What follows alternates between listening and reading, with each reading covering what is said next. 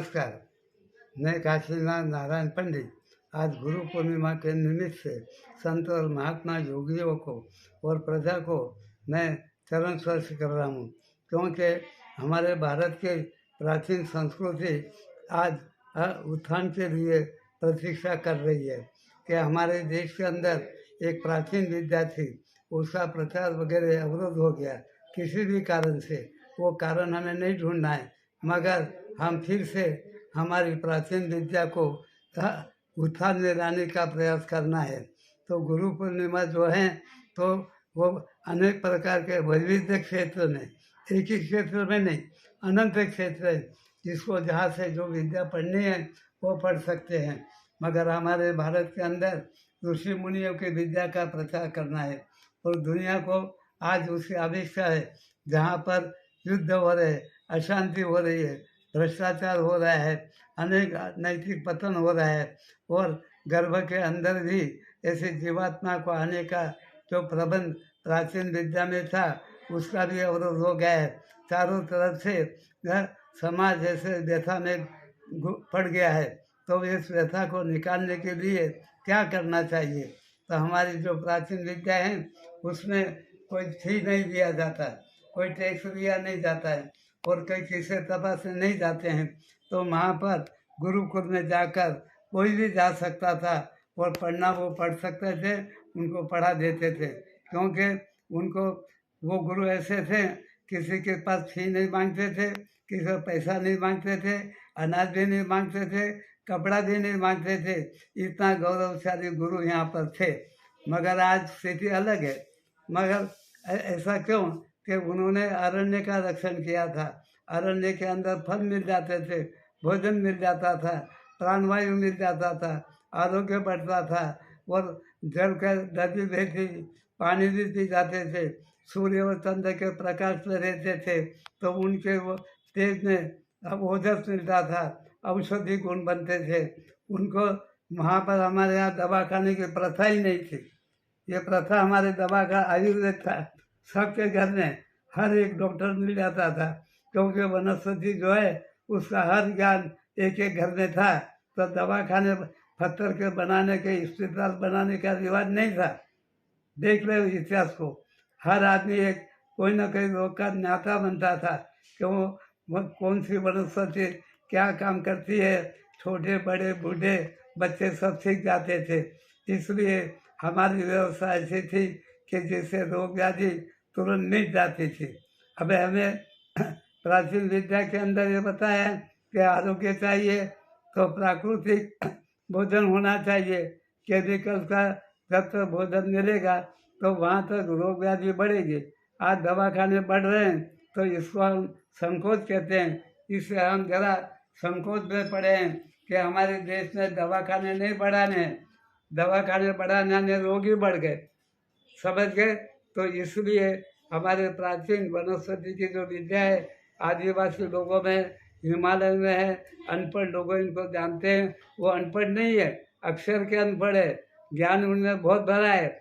आदिवासी लोग, हिमालय के लोग, अरण्य के लोग अनेक प्रकार के रोग की शक्ति को जानते हैं और एक दूसरे को वहाँ पढ़ाते हैं। स्कूल भी नहीं होता, फी भी नहीं, एडमिशन भी नहीं, अर्जी भी नहीं, एक दूसरे को शाम को बैठ जाते हैं और एक दूसरे के बाद सीख लेते हैं। ओपन स्कूल, वन फ्री, हाँ, किसी मिनिस्टर की जरूरत नहीं, किसी शिक्षा मंत्री की जरूरत नहीं, शिक्षा देने वाले लेने वाले ऐसे देख कर एक दूसरे के बाद सीख लेते थे। तो इतनी जो प्राचीन प्रथा फिर से हमारे देश में आनी चाहिए। आदिवासी को जाके, हिमालय में जाके, जंगल में जाके, वहाँ के लोग अज्ञान है, पढ़े नहीं है, एमएससी नहीं पढ़े, ये सभी बातों को भूल जाओ। उनके पास जो विद्या है वही मान है। उनकी औषधि विद्या से हमारा देश निरोगी बनेगा और बच्चों को भी वहाँ पर नक्षत्र को आकाश में देखने का प्रथा थी, तो खगोल विज्ञान रहता था, वहाँ बच्चे सब मिलकर रोज खगोल का ज्ञान देते थे। तो हम ज्ञान देने के लिए ये हम भूल गए हैं। इस तरह से पूर्णिमा का चंद्र बताते थे और उनकी कला को बताते थे। ऐसी कला बच्चों को कहते थे ये चंदा मामा है, ये उसको मामा बनाया, डबल माँ बनाया। माँ से भी प्रीति जाती है, क्यों कि वो दुग्ध देते हैं। और नक्षत्र तिथि योग के कारण जो खेती होती थी तो सभी सत्व आते थे, भूमि में से सत्व मिलते थे। इस तरह से हमारे देश का आरोग्य था, मगर इस प्रथा को हमने नष्ट कर दिया।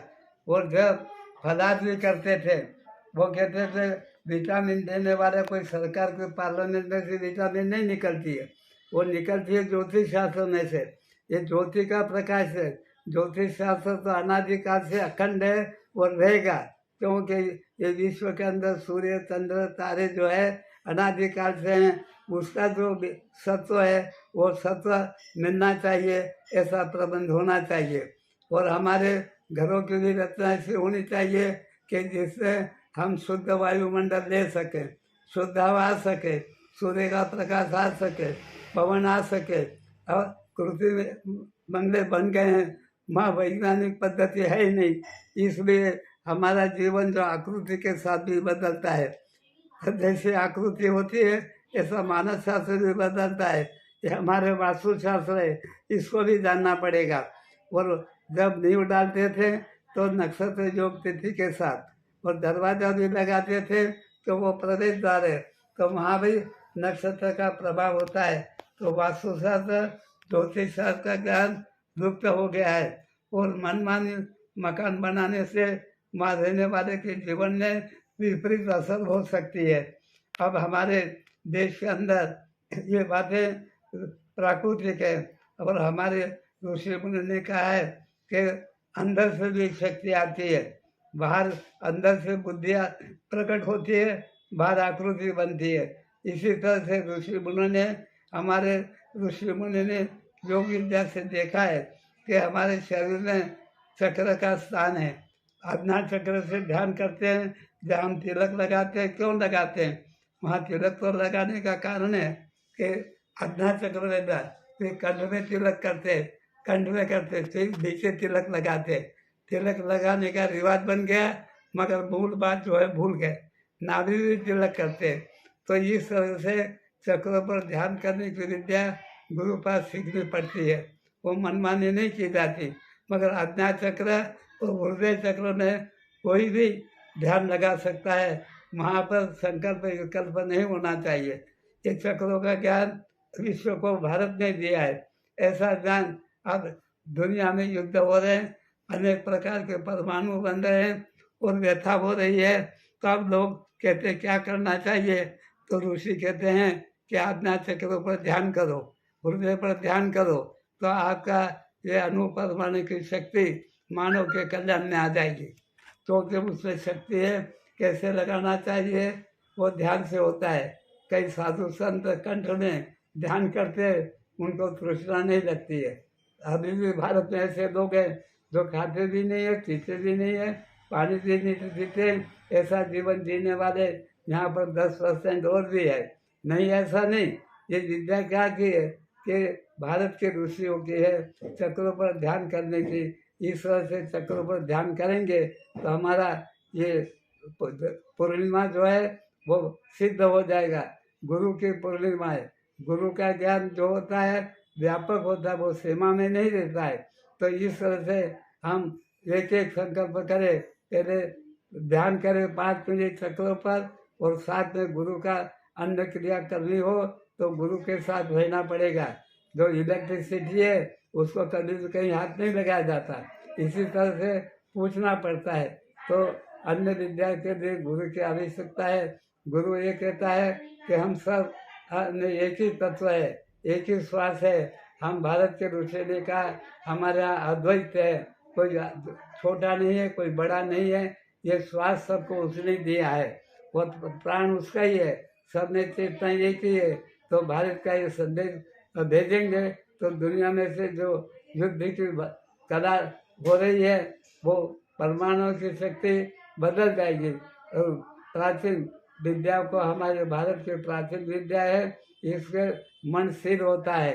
मन स्थिर क्यों होता है कि वहाँ चिंता नहीं थी, कि प्राकृतिक जीवन था, तो वहाँ टैक्स भरना, लोन भरना, वगैरह भरना, और बिजली का ये भरना, रात को नींद नहीं आती, सारा दिन उससे हमें जाता है। तो इस तरह से प्राकृतिक जीवन बनाने का प्रयास भारत में हो रहा है और आगे बढ़ेगा और विश्व में इसको बढ़ाएंगे। विश्व के जो मानव है हमारे ये इतनी बड़ी महान संस्कृति का नाम गुरु पूर्णिमा है।